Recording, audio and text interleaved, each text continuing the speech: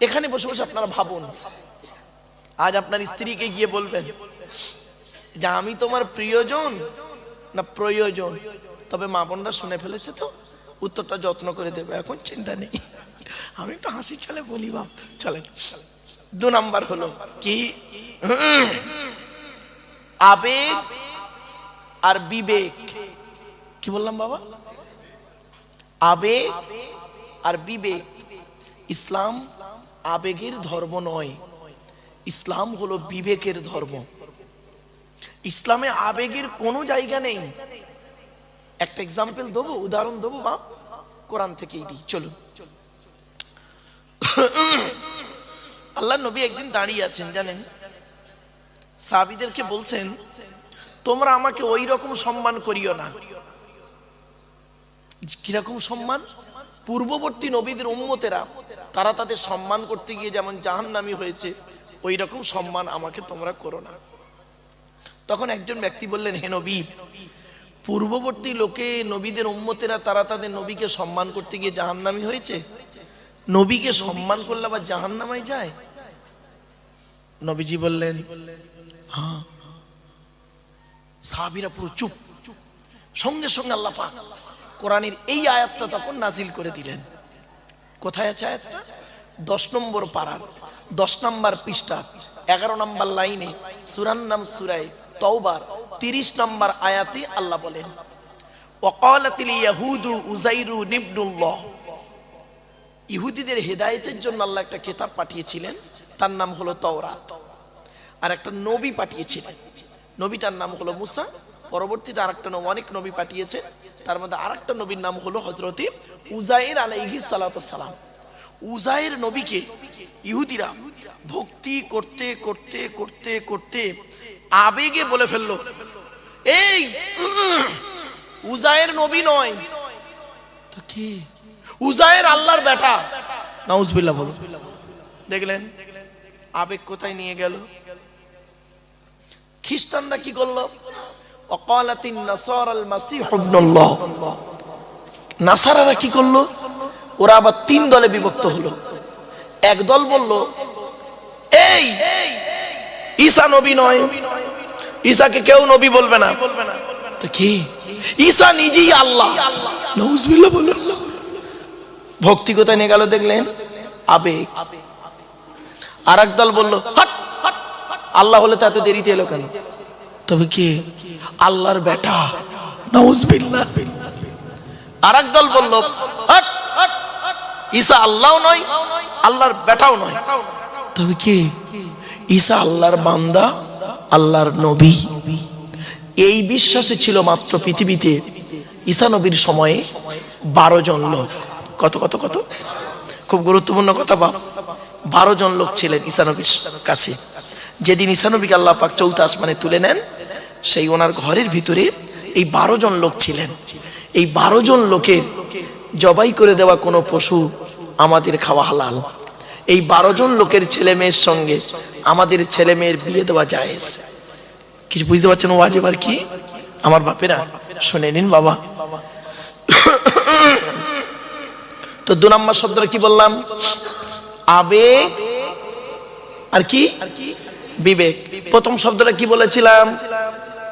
প্রিয়জন, প্রয়োজন। দ্বিতীয় শব্দ বললাম। তৃতীয় শব্দটা শুনুন, ভালোবাসা, ভালো লাগা।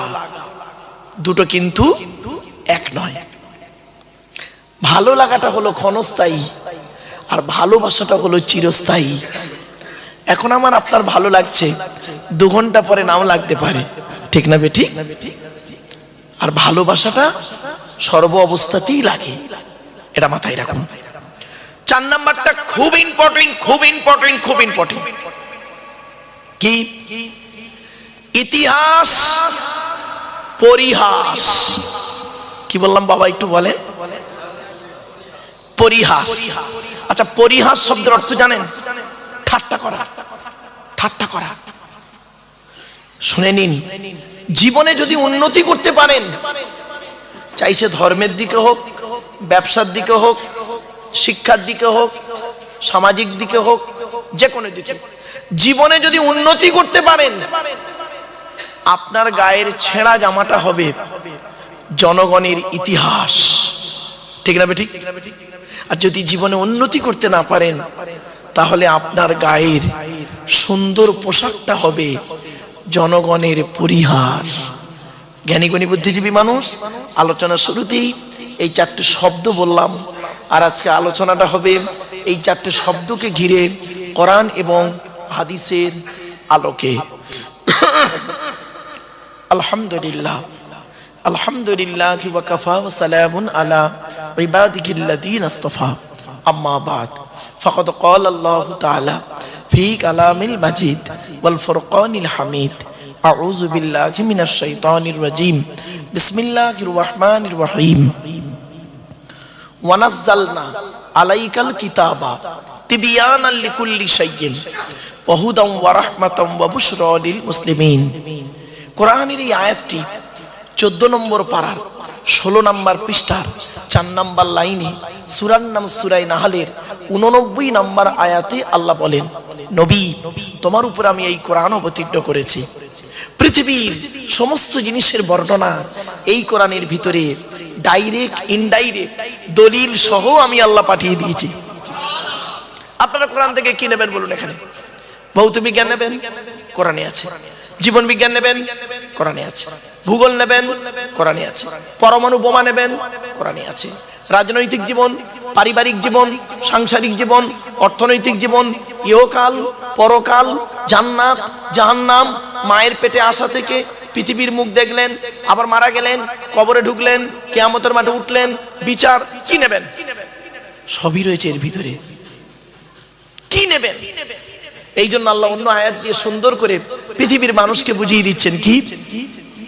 15 নম্বর পারা 18 নম্বর পৃষ্ঠা 14 নম্বর লাইন, সূরার নাম সূরা কাহফের 54 নম্বর আয়াত, ওয়ালাকাদ সাররাফনা ফি হাযাল কুরআন লিন-নাস মিন কুল্লি মাসাল ওয়া কানাল ইনসানু আকসারা শাইইন জাদালা। এর বাংলা মানেটা শুনে চমকে যাবেন। দেখুন আল্লাহ বলছেন, আমি আল্লাহ এই কোরআনের ভিতরে পৃথিবীর সমস্ত জিনিসের বর্ণনা উদাহরণ সহ মানুষের জন্য সুন্দর করে বলে দিয়েছি। বেশিরভাগ মানুষ এ কোরআন বোঝে না, না বুঝে নিজেদের মধ্যে খালি মারামারি ঝগড়া করে। ঠিক না বেঠিক? ওয়া কানাল ইনসানু আকসারা শাইইন জাদালা। বেশিরভাগ মানুষ আল্লাহ বলছেন এ কোরআন বোঝে না, না বুঝে নিজেদের মধ্যে মারামারি ঝগড়া করে।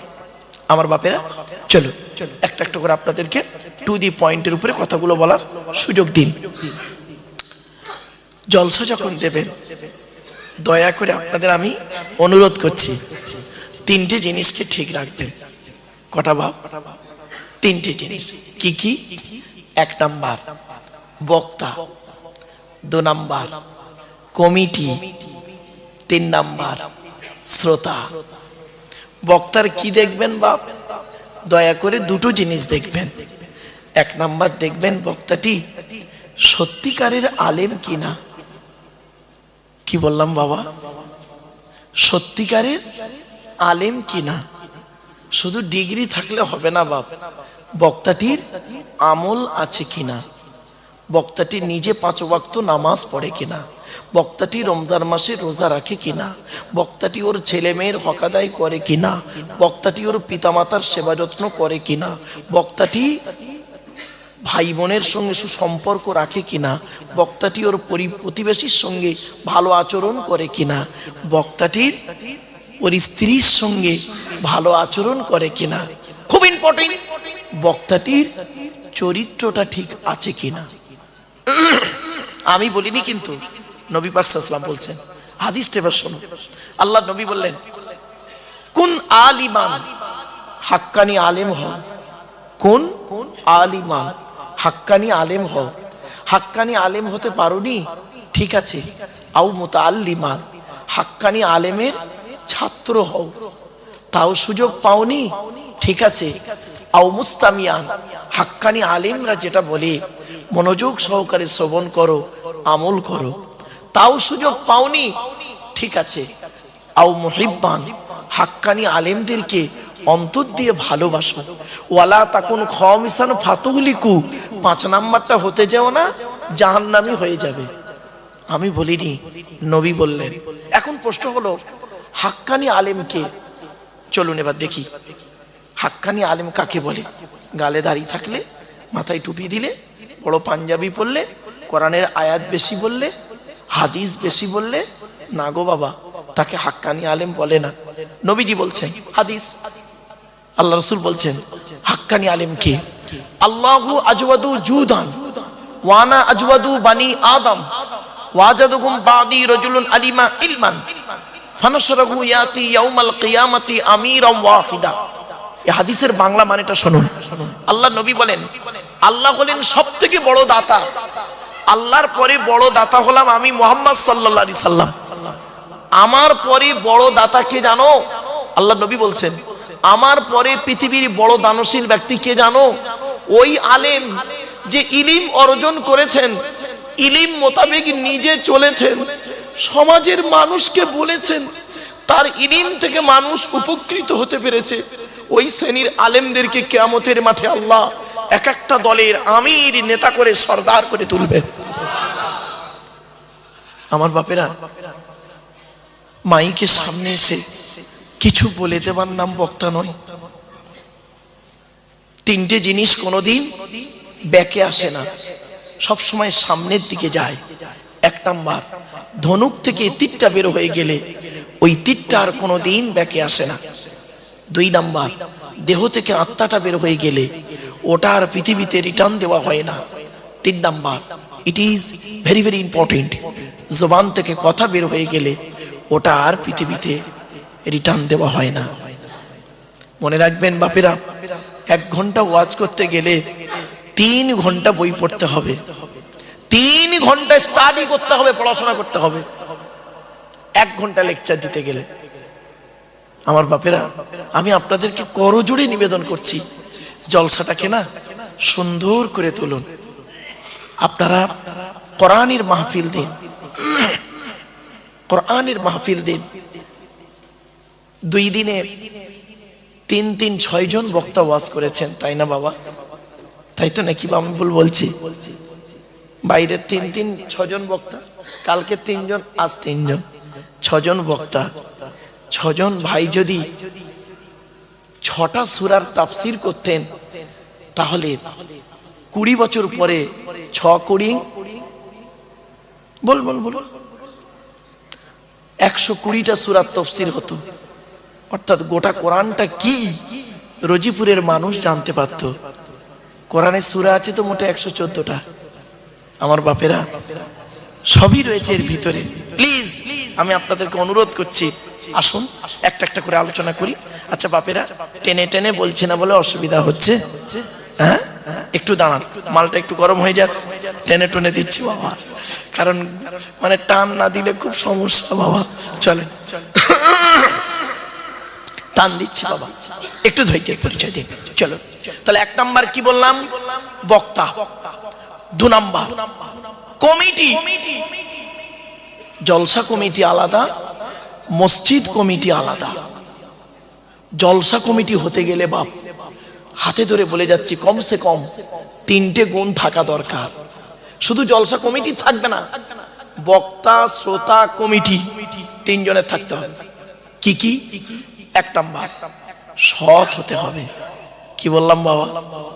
আচ্ছা, সৎ কোন লোকটাকে বলে? গালে দাড়ি রাখলে, মাথায় টুপি দিলে, 5 ওয়াক্ত নামাজ পড়লে, রমজান মাসে রোজা রাখলে, আর মোসাফা করলে, হাতটা একটু নরম মতো হলে। আরে বোকা লোক, যার বয়স 90 বছর, এমনিতেই চামড়া গুটিয়ে হাত নরম হয়ে যায়। ঠিক না? ঠিক, রাগ করবেন না, চলুন। নবীজি বললেন সৎকে, নবীজি বললেন তোমরা আমাকে 2টো জিনিসের গ্যারান্টি দেবে, 2টো জিনিসের গ্যারান্টি দাও। সাহাবীরা চুপ।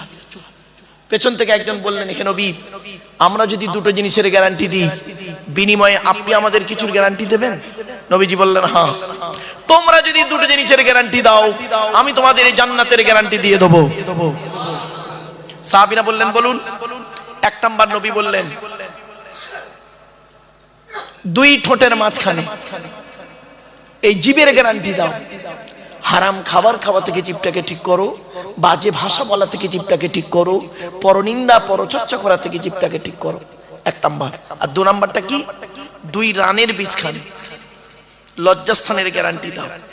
2 ঠোঁটের মাঝখানে 2 রানের বীজখানে, এই দুটো জিনিসের গ্যারান্টি তোমরা আমাকে দাও, আমি মুহাম্মদ সাল্লাল্লাহু আলাইহি ওয়াসাল্লাম তোমাদের জান্নাতের গ্যারান্টি দিয়ে দেবো। যান বাড়ি চলে যান, গিয়ে দেখবেন হয় চাচার নিচে খারাপ, নয় চাচার উপর খারাপ। আমি বলি the messenger of Allah, the messenger of Allah, peace be upon him, said, the best are you those with good manner. নবী বলেন তোমাদের মধ্যে উত্তম ব্যক্তি ওই লোকটা যার ক্যারেক্টার চরিত্র ভালো, ওই লোকটা হলো উত্তম ব্যক্তি। একজন উকিল, ব্যারিস্টার, মাস্টার, ডাক্তার, মোল্লা, মনি সাহেব, পীর সাহেব, দরবেশ সাহেব, আমির সাহেব, মুফতি সাহেবের যদি চরিত্র খারাপ হয়, একজন টোটোওয়ালার চরিত্র যদি ভালো হয়, টোটোওয়ালাটাই হলো আল্লাহর কাছে প্রিয় ব্যক্তি। কি আফসোস, হুকমেরে কারেন্ট নিয়ে চাচা আমার পাকা চালিয়ে তাহাজ্জুদের নামাজ পড়ছে। হুকমেরে রাগ করবেন না ভাই, নবীজি বলেছেন, আমি বলিনি। লানাল্লাহু মান সারাকা মানারাল আরদি, ওই সমস্ত লোকেরা জাহান্নামায় যাবে যারা জমির আল চুরি করে করে জমি বাড়িয়ে নেয়। কত আলচোর চাচা এখানে বসে আছে, আল্লাহই ভালো জানে। কি মুশকিল। আমার বাপেরা, চলুন একটা একটু আলোচনা করি। 1 নাম্বার হলো কি? সৎ হতে হবে। আপনাকে, আমাকে, সকলকে সৎ হতে হবে। এই জন্য বলা হয়েছে many loss is something loss, health loss is nothing loss, but character loss is everything loss. মানুষের যদি টাকা চলে যায়, ইনকাম করলে টাকাটা আবার ফিরে আসবে। মানুষের যদি শরীর চলে যায়, ভালো মন্দ খেলে শরীরটাও ফিরে আসবে। কিন্তু বন্ধু, মানুষের যদি চরিত্র চলে যায়, চরিত্র কিন্তু আর ফিরে আসবে না। এই জন্যই নবী বলেছিলেন 2 ঠোঁটের মাঝখানে 2 রানের বীজখানে। কথাটি মাথায় রাখুন। চলো না কি যাই। 2 নাম্বার, জলসা কমিটি হতে গেলে হালাল খাবার খেতে হবে। শুধু জলসা কমিটি একা হালাল খাবে? বক্তা, শ্রোতা, কমিটি সকলকে হালাল খেতে হবে। চলুন চলুন একটা বাস্তব কথা আপনাদের বলছি, শুনলে চমকে যাবেন। এই 2025 সালের ঘটনা। বোম্বাইতে গিয়েছিলাম জলসা করতে। তা কলেজের প্রফেসর, হিন্দু, ব্রাহ্মণ ঘরের ছেলে, ব্রাহ্মণ ঘরের সন্তান, উনি একজন হিন্দু মানুষ, কলেজের প্রফেসর। আমাকে বলছেন, স্যার আমি আপনার বক্তব্য খুব শুনি ইউটিউবে, আমি এবং আমার স্ত্রী দুজনেই শুনি। আমি বললাম থ্যাংক ইউ। আপনার বাড়ি কোথায়? বলছে আমার বাড়ি কলকাতায়, আমি কর্মসূত্রে মহারাষ্ট্রে আছি। বলছে আমি একটা প্রশ্নের উত্তর জানতে এসেছি আপনার কাছে। কি? বলছে স্যার আমি কোরআন পড়লাম। Thank you. বলছে কোরআনে লেখা আছে দেখলাম শূকরের গোশত খাওয়া হারাম, শূকরের মাংস ভক্ষণ করা হারাম, মদ খাওয়া হারাম, সুদ খাওয়া হারাম, ব্যভিচার করা হারাম। কাদের জন্য হারাম স্যার? যারা আল্লাহকে বিশ্বাস করে, নবীকে বিশ্বাস করে, তাদের জন্য তো হারাম। আমি তো আল্লাহকে বিশ্বাস করি না, নবীকে বিশ্বাস করি না, তাহলে আমি যদি সুদ খাই, মদ খাই, শূকরের মাংস যদি ভক্ষণ করি, ব্যভিচার যদি করি, কেন আল্লাহ আমাকে কিয়ামতের মাঠে শাস্তি দেবে? আমাকে তো হালাল খেতে বলিনি। প্রশ্নটা বুঝতে পেরেছেন? আরে ভাই প্রশ্নটা বুঝতে পেরেছেন কি বলুন? উত্তরটা দিচ্ছি শুনুন। মারাত্মক কঠিন প্রশ্ন। আল্লাহ কেন আমাকে শাস্তি দেবেন? আমি তো কোরআন পড়ে দেখলাম, কোরআনে লেখা আছে ইয়া আইয়ুহাল্লাযীনা আমানু, এর মানে তো হচ্ছে হে ঈমানদার বান্দাগণ। তা আমি তো ঈমানদার নই। তখন আমি বললাম স্যার আপনি গোটা কোরআন পড়েছেন? বলছে হ্যাঁ। আমি বললাম প্লিজ স্যার কিছু মনে করবেন না, একটু মিস্টেক হয়ে গেছে কোনো এক জায়গায়। সে কি? আমি বললাম স্যার আপনি কি জানেন এই টোটাল কোরআনে, শুনে নিন বাপেরা, এই টোটাল কোরআনে 3 শ্রেণীর লোককে আল্লাহ হালাল খেতে বলেছেন। কয় শ্রেণীর লোক? 3 শ্রেণীর লোক। চলুন দেখি এই 3 শ্রেণীর মধ্যে আমরা পড়ি কিনা একটু দেখি। উনি পট করে কাগজ কলম বের করে নোট করছেন। বলুন। তাই বললাম 1 নাম্বার কোরআনে বলা হয়েছে নবী রাসূলদেরকে আল্লাহ হালাল খেতে বললেন। পট করে উনি বললেন, আচ্ছা নবী রাসূলরা তো হালাল খাবেন, তো এটা আল্লাহর বলার কি দরকার ছিল? কিছু বুঝতে পারছেন ওয়াজ?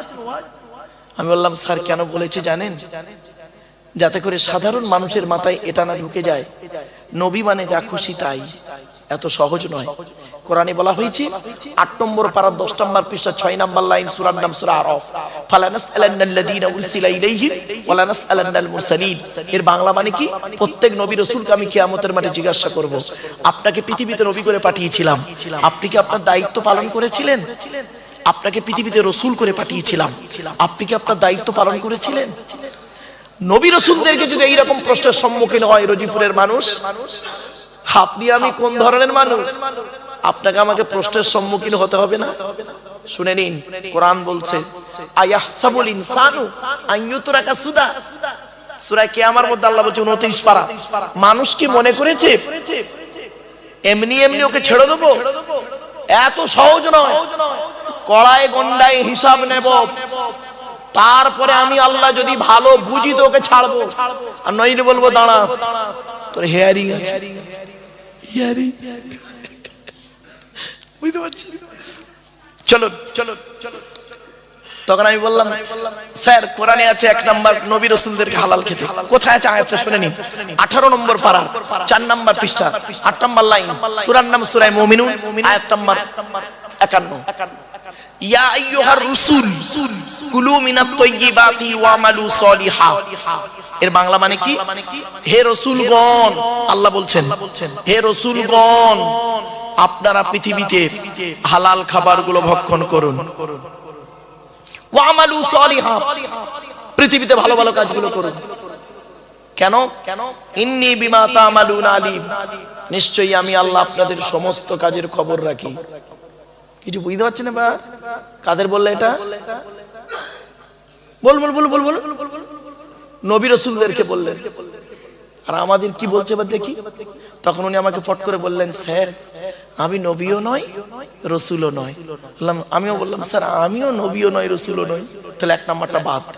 বলা হ্যাঁ। 2 নাম্বারটা বলুন। দ্বিতীয় কোথায় হালাল, কাকে হালাল খেতে বলেছে দেখি। যারা আল্লাহকে বিশ্বাস করে, নবীকে বিশ্বাস করে, ইসলামিক পরিভাষায় তাদেরকে মোমেন বলে। কি বললাম? কি বললাম? তো আপনারা আল্লাহ নবীকে বিশ্বাস করেন তো? আরে ভাই বলুন না, ভাই বলুন না। তো আপনারা মোমেন, আমরা মোমেন। চলুন আমাদের সম্পর্কে কি বলছে কোরআন দেখি। 2 নম্বর পারা 4 নাম্বার পৃষ্ঠা 14 নাম্বার লাইন, সূরার নাম সূরা বাকারা, আয়াত নাম্বার 172। ইয়া আইয়ুহাল্লাযীনা আমানু, হে ঈমানদার বান্দাগণ, কুলু মিন তাইয়্যিবাতি মা রাযাকনাকুম ওয়াশকুরু লিল্লাহি ইন কুনতুম ইয়্যাহু তা'বুদুন। হে ঈমানদার বান্দাগণ, আমার দেওয়া হালাল রিজিকগুলো তোমরা ভক্ষণ করো, হারাম খাবার কখনোই খেতে যেও না। মনে রাখবেন, হারামের বিরিয়ানি ভাতের থেকে হালালের ডাল ভাতটাই ভালো। ঠিক না বেঠিক?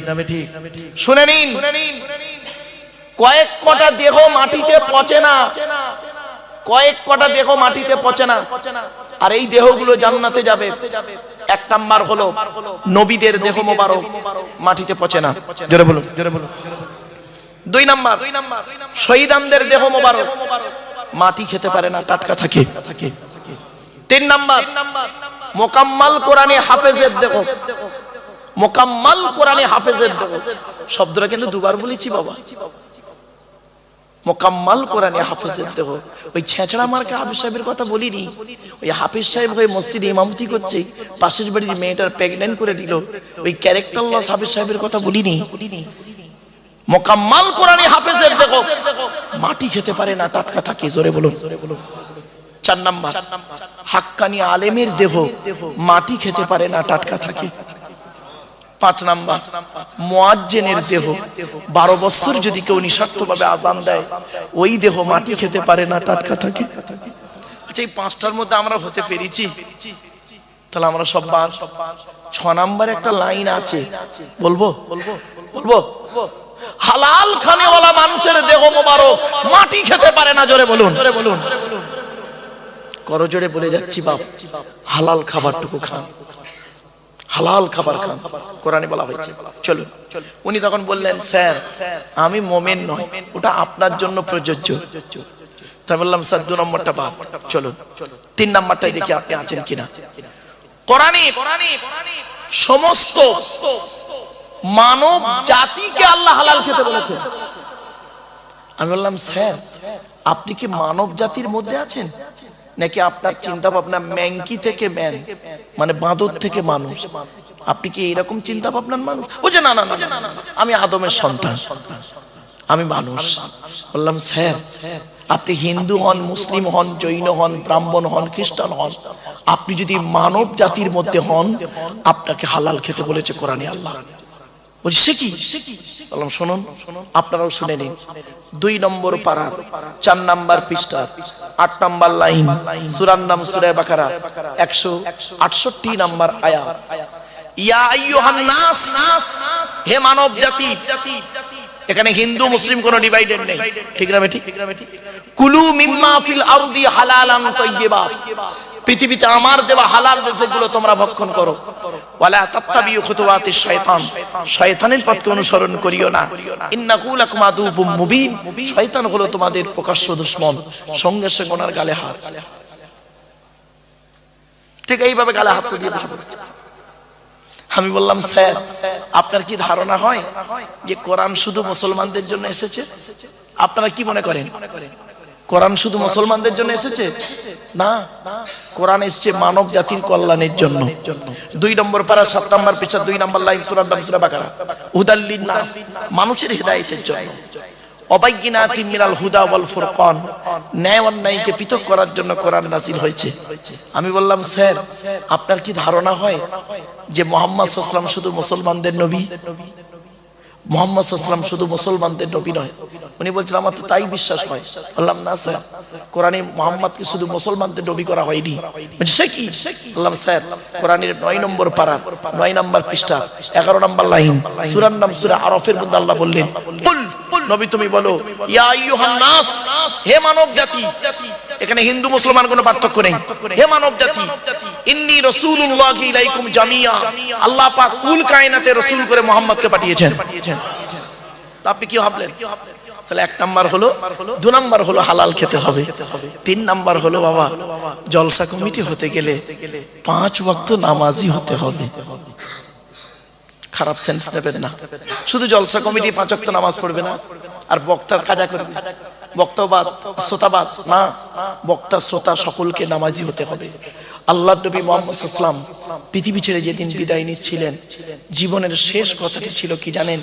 as-salat, as-salat, নামাজ, নামাজ, নামাজ। আমার বাপেরা বড় কষ্ট লাগে কি জানেন? মানুষ নামাজ পড়ে না। ছোট্ট একটা উদাহরণ দিলেই বুঝতে পারবেন। আচ্ছা বর্তমানে ইহুদিদের সংখ্যা বেশি না মুসলমানদের সংখ্যা বেশি? মুসলমানের সংখ্যা বেশি, ইহুদি তো খুব কম। তো বর্তমানে মার খাচ্ছে কারা বেশি? কেন? যাদের সংখ্যা বেশি হয় তারা মার খায়, তারা তো মারে, তাহলে মার খাচ্ছেন কেন? ইহুদি তো অল্প কোটাগত, আর 200 কোটি মুসলমান সারা পৃথিবীতে, এরা মার খাচ্ছে কেন? কারণ কি জানেন? প্রবলেমটা কোথায় জানেন? টেকনিক্যালি একটু প্রবলেম।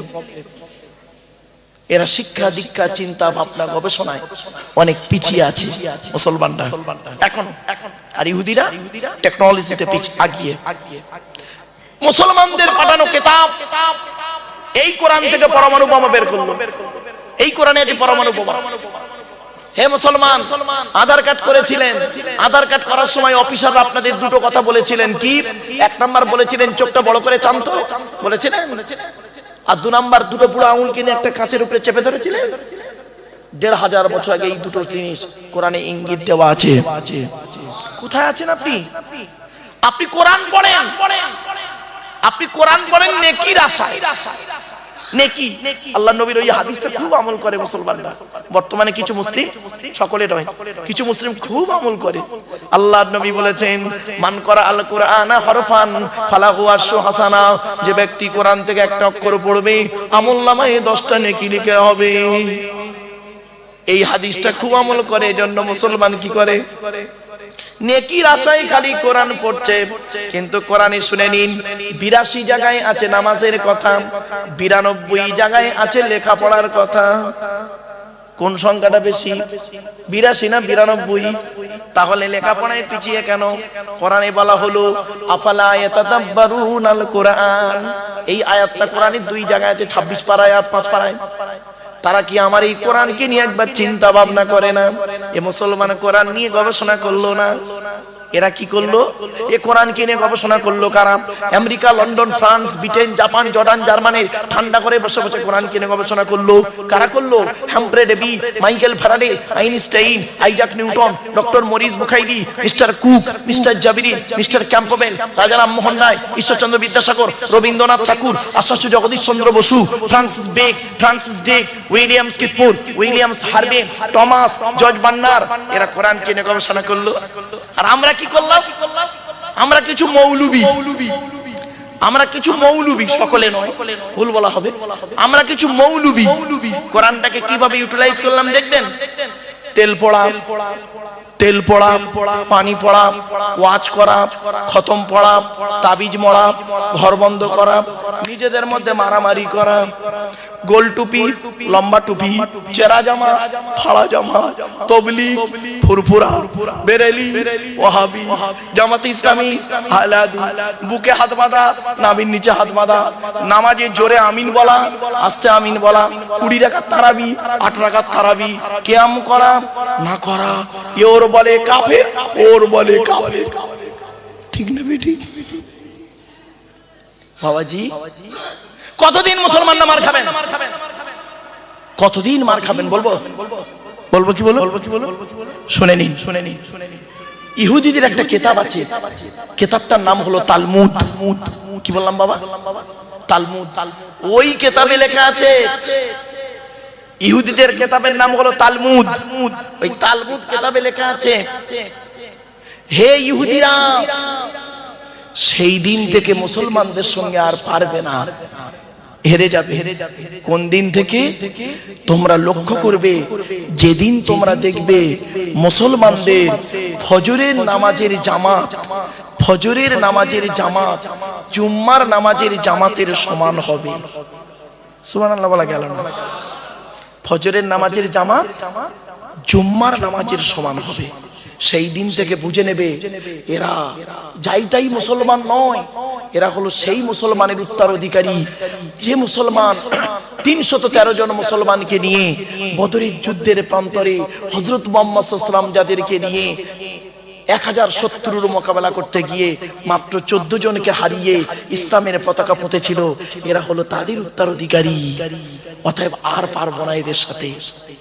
আর ইহুদিরা এটা খুব ভালো রকম খবর রাখে, দেখ না মুসলমানদের জুম্মার নামাজ আর ফজরের নামাজটা কেমন। তা দেখছে জুম্মার নামাজে 3 তালা ভর্তি, আর ফজরের নামাজে ইমাম সাহেব আর 4টে বুড়ো। অতএব ওরা বুঝেই নিয়েছে যে যত মারবি তত লাভ, কোনো লাভ না। কথাটা শুনতে হয়তো টক লাগছে না, শুনতে টক লাগছে, কিন্তু ইউরিক অ্যাসিড যাদের টক তাদের উপকার। কথাটা শুনতে একটু তিতো লাগছে, তবে যাদের সুগার তাদের খুব উপকার। জ্ঞানী গুণী বুদ্ধিজীবী মানুষ, চলুন এগিয়ে যাচ্ছি।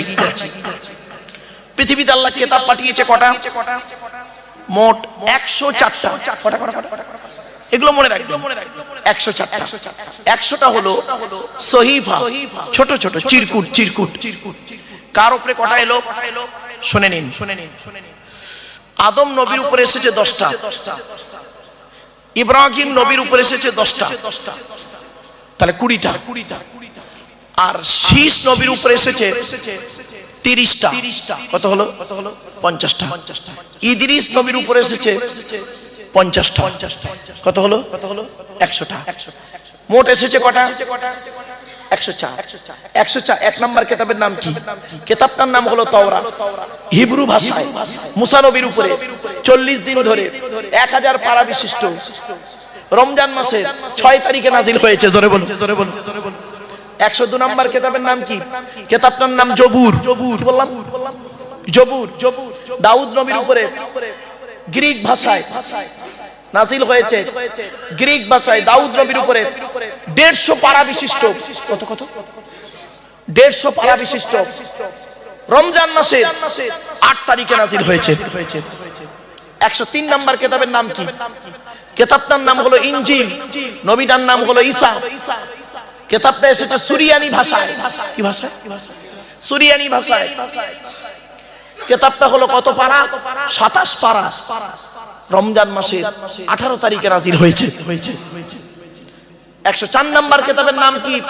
কোরআনুল মাজিদ, মুহাম্মদ সাল্লাল্লাহু আলাইহি ওয়াসাল্লামের উপরে আরবি ভাষায় রমজান মাসের লাইলাতুল কদরের রাতে 30 পারা বা খণ্ড বিশিষ্ট 1 ফেব্রুয়ারি সোমবার 610 সালে কোরআন নাজিল হয়েছে।